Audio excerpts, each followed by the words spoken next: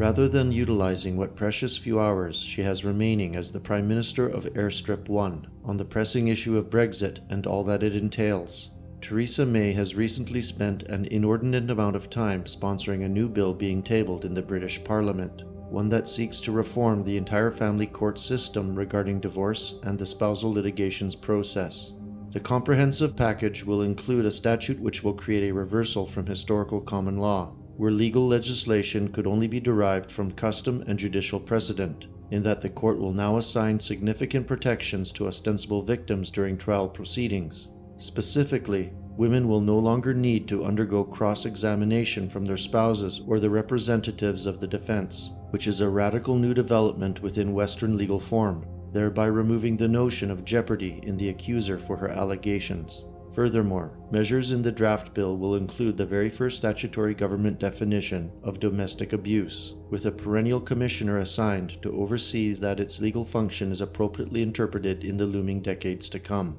Simply put, Britain has created the legal incentive for women to make false rape and abuse accusations against their partners or spouses, for they now cannot be put under cross-examination, whereby plot holes in their stories could be revealed. This unprecedented change to legal process will have far-reaching consequences throughout the Western world, as its influence will unlikely go unchecked, spilling over into other legal codes to modify their internal structures as well. The accuser, especially the accuser who is privileged by the state, can no longer be questioned, and this immediately conjures up the image of the Salem witch trials and the Bolshevik purges, which murdered untold numbers. This also signals the death knell to over 1,000 years of European legal precedent, ushering in the full power of the authoritarian Gynarchic state.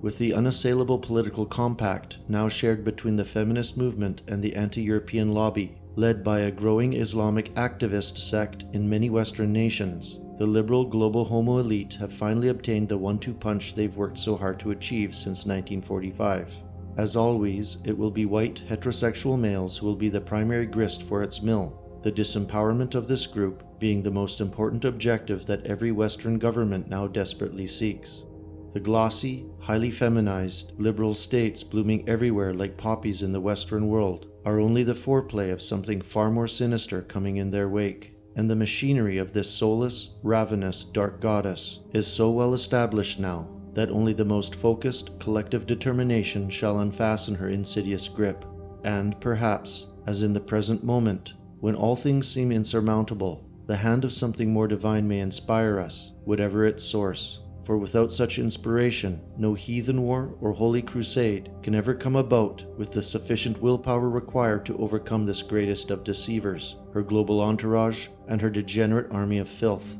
For the Gynarchic feminist dictatorship is simply a mirage, something that a little blood and soap will quickly wash away.